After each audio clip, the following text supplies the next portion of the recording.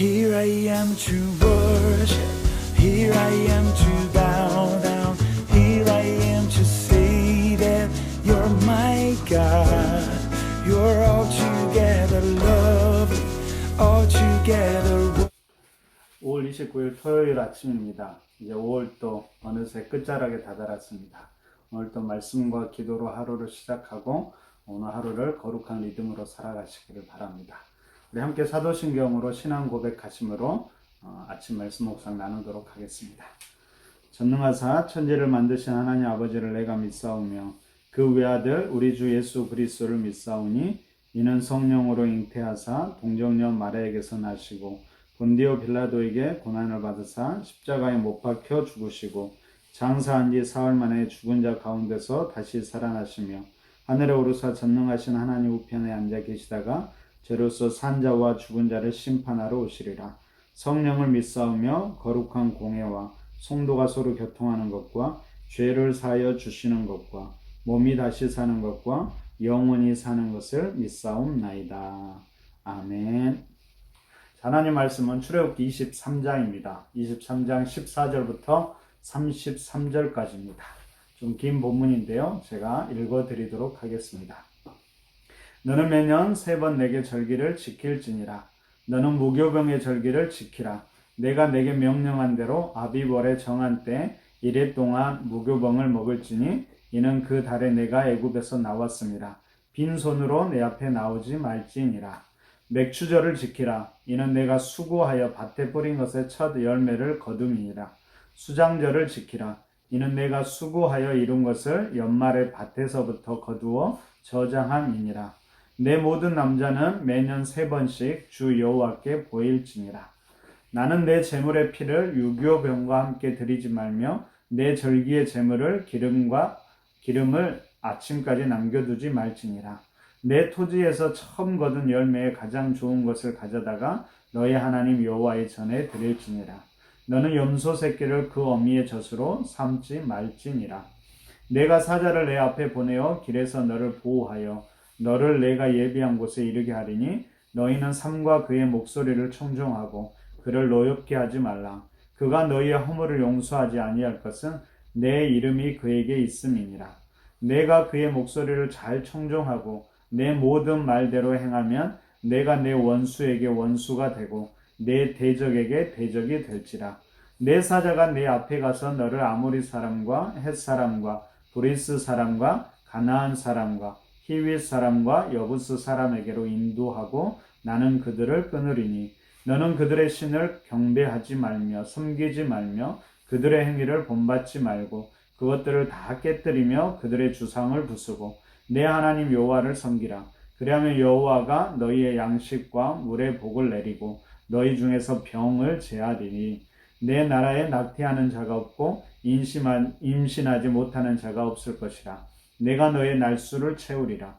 내가 내 위엄을 내 앞에 보내어 내가 이를 곳에 모든 백성을 물리치고 내 모든 원수들이 내게 등을 돌려 도망하게 할 것이며 내가 왕벌을 내 앞에 보내리니 그 벌이 히위 족속과 가나안 족속과 헷 족속을 내 앞에서 쫓아내리라. 그러나 그 땅이 황폐하게 되므로 들짐승이 번성하여 너희를 해할까 하여 1년 안에는 그들을 내 앞에서 쫓아내지 아니하고 내가 번성하여 그 땅을 기업으로 얻을 때까지 내가 그들을 내 앞에서 조금씩 쫓아내리라. 내가 내 경계를 홍해에서부터 블레셋 바다까지 광야에서부터 강까지 정하고 그 땅의 주민을 내 손에 넘기리니 내가 그들을 내 앞에서 쫓아낼지라. 너는 그들과 그들의 신들과 언약하지 말라. 그들이 내 땅에 머무르지 못할 것은 그들이 너를 내게 범죄하게 할까 두려움이라. 내가 그 신들을 섬기며 그것이 너의 올무가 되리라. 아멘. 네, 긴 본문을 읽었습니다. 길어서 읽을까 말까 고민했지만요. 여러분 말씀 읽는 시간이 참 중요합니다. 여러분 말씀 읽을 때 특별히 여러분들에게 다가오는 단어가 있다면 그 단어를 동그라미 표시하시고요. 그 단어를 오늘 하루 계속해서 묵상해 보시기 바랍니다. 그러면 그 단어를 통해서 여러분들에게 주시는 하나님의 음성이 있을 거라고 생각됩니다. 오늘 말씀도 함께 나누고 여러분 그 단어에도 집중하는 하루가 되어보시기 바랍니다. 자, 오늘 본문은 크게 두 부분으로 나눌 수가 있습니다. 먼저 14절부터 19절까지는 이스라엘이 지켜야 하는 새 절기에 대해서 이야기하고 있고요. 그리고 20절부터 33절에서는 하나님의 말씀만 청종할 것에 대해서 다시금 이야기하고 있습니다. 여러분, 먼저 우리가 세 가지 절기를 살펴보기 전에 여기에 담긴 세 가지 기본적인 사항을 꼭 기억해야 됩니다. 먼저는 여러분, 절기라는 것이 갖는 의미는 시간의 주권이 하나님께 있음을 선포하는 것입니다. 여러분, 우리가 절기를 지킴으로 우리의 시간이 하나님께 있음을 고백하는 것이죠. 그리고 다시금 그 시간을 하나님께 돌려드린다는 의미가 있습니다. 두 번째로, 절기는 여러분 축제의 시간입니다. 우리가 절기를 지킴으로 우리의 삶의 기쁨을 다시금 회복하게 되고요. 마지막 때 누리게 될 천국의 기쁨을 다시금 회복한다는 의미가 있습니다. 그리고 세 번째로는 여러분, 절기에는 일상의 의미와 종교적인 의미가 함께 담겨 있다는 것을 먼저 알아두면 좋을 것 같습니다. 자, 이런 개념을 가지고 먼저 세 가지 절기를 살펴보면 첫 번째는 무교절입니다. 여러분, 무교절은 애굽에서 나옴을 기념하는 유교절이 시작되는 14일 저녁부터 일주일 동안 무교병을 먹는 절기로 지켜냅니다. 무교절이 갖는 일상의 의미는 바로 이스라엘이 애굽의 고난의 역사에서 벗어난 거죠.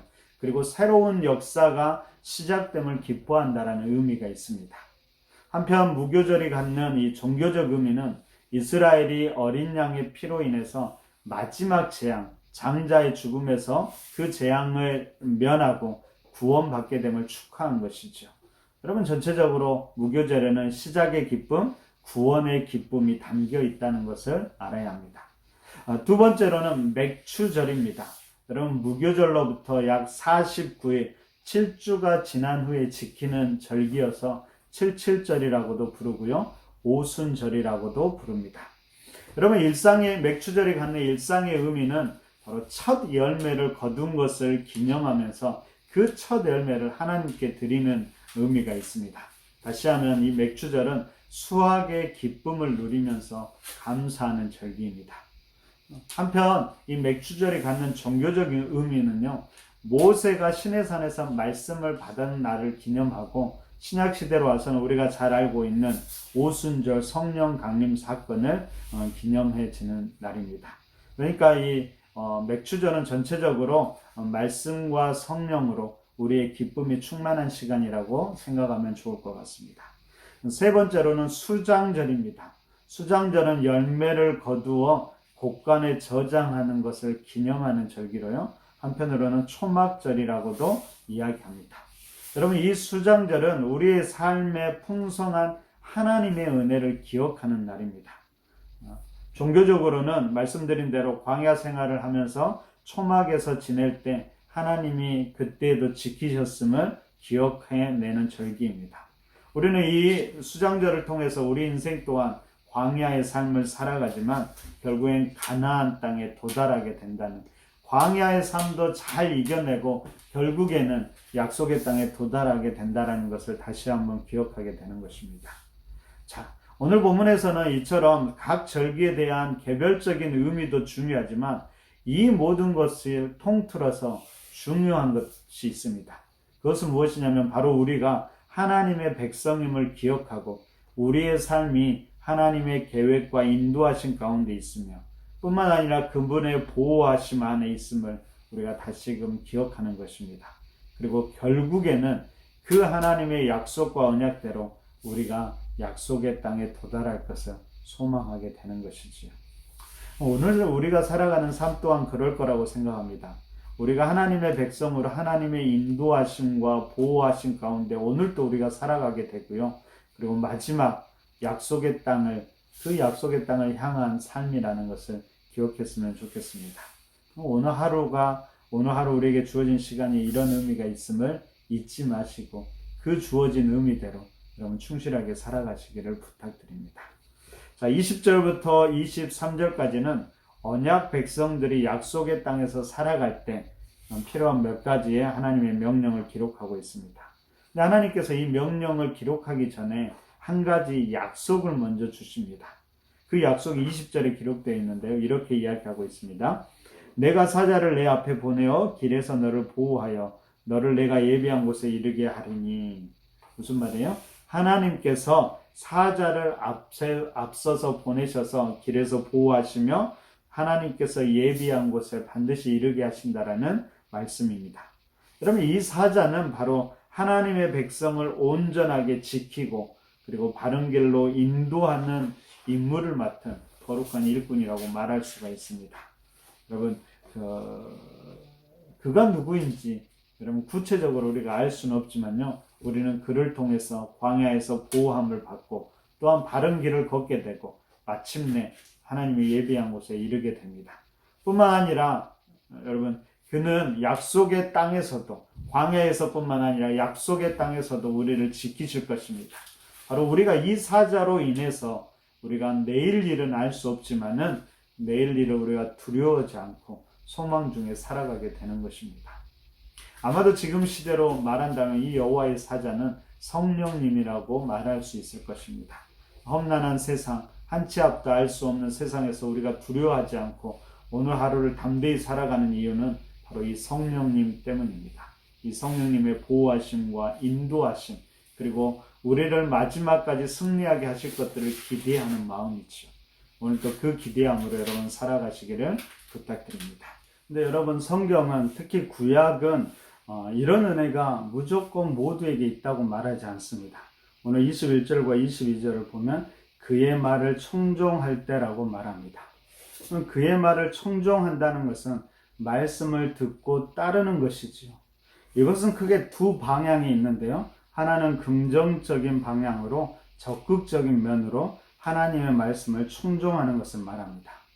그럼 우리는 하나님의 말씀을 따르기에 힘써야 하지만 1차적으로는 우리에게 필요한 것은 말씀의 자리로 나아가는 것입니다. 그럼 목회자를 통해 선포된 말씀뿐만 아니라 여러분 스스로 말씀으로 나아가서 하나님의 음성을 들을 수 있기를 바랍니다. 또 한 가지는 부정적인 원리로 가나안 땅의 문화를 거부하는 것을 말합니다. 그들이 만든 신상을 제거하고 그들이 만든 신을 섬기지 않고 그들의 삶의 원리를 따르지 않는 것입니다. 그럼 어떤 면에서 신앙이라 완충지대로 허용하지 않는 것입니다. 그러면 쫓아내지 않으면 숭배하게 되고요, 제거하지 않으면 걸려서 넘어지게 되는 것입니다. 오늘 하루 우리가 세상을 살아가지만 우리는 세상에 속한 사람들이 아닙니다. 우리는 하늘에 속한 자로서 하늘의 원리를 따를 수 있어야 합니다. 하늘 땅 교회, 하늘 땅 성도라는 말이 있는데요. 비록 땅에 발을 딛고 살아가지만 하늘을 바라보면서 살아가는 성도라는 사람들이란 말입니다. 제가 참 좋아하는 말입니다. 우리 푸른나무 교회 성도들이 그런 하늘 땅 교회, 하늘 땅 성도가 되기를 바랍니다. 자, 이처럼 우리가 하나님의 말씀을 청종할 때 어떻게 될까요? 오늘 말씀은 특별한 복들을 약속하고 있습니다. 여러분 25절에 보니까 양식과 물의 복, 그리고 병을 제함으로 건강의 복을 주신다라고 말씀하고 있습니다. 그리고 26절에서는요, 잉태하고 번영하는 복과 장수의 복을 주신다고 약속하고 있습니다. 그리고 27절에는 모든 대적으로부터 보호하고 대적들을 쫓아내신다고, 다시 말하면 삶에서 승리를 주신다라고 약속하고 있습니다. 여러분, 이런 축복들은 우리 모두가 원하는 것이지요. 이런 축복을 누리기 위해서는 해야 하는 것이 있는데 바로 하나님의 말씀을 청종하는 것, 듣고 따르는 것이 필요하다는 사실을 기억했으면 좋겠습니다. 네, 여러분, 오늘 하나님께서 그런 복을 주시는데 특이한 것이 있습니다. 오늘 29절과 30절을 보면 이렇게 기록되어 있습니다. 그러나 그 땅이 황폐하게 되므로 들짐승이 번성하여 너희를 해할까요? 1년 안에는 그들을 내 앞에서 쫓아내지 아니하고 내가 번성하여 그 땅을 기업으로 얻을 때까지 내가 그들을 내 앞에서 조금씩 쫓아내리라. 하나님께서 대적을 쫓아내시는데 1년을 유예하신다 하고요. 그 이후에도 그들을 한꺼번에 쫓아내는 것이 아니라 조금씩 쫓아내신다고 말씀합니다. 그럼 그 이유가 뭐라고 말하고 있나요? 그것은 그것들을 한꺼번에 다 쫓아내면 그 땅이 오히려 황폐하게 되고 들짐승이 번성해서 오히려 이스라엘에 해를 끼칠 수 있기 때문입니다. 그럼 실제적으로 역사를 보면 북왕국이 멸망했을 때 인구가 급격히 감소하고 각종 야생 동물이 기승을 부리면서 오히려 남겨진 사람들을 힘들게 했다고도 기록되고 있습니다. 그러면 하나님의 세심한 배려를 볼 수 있죠. 이처럼 세심하게 하나님께서 우리를 돌보시고 계신다는 사실을 잊지 않았으면 좋겠습니다.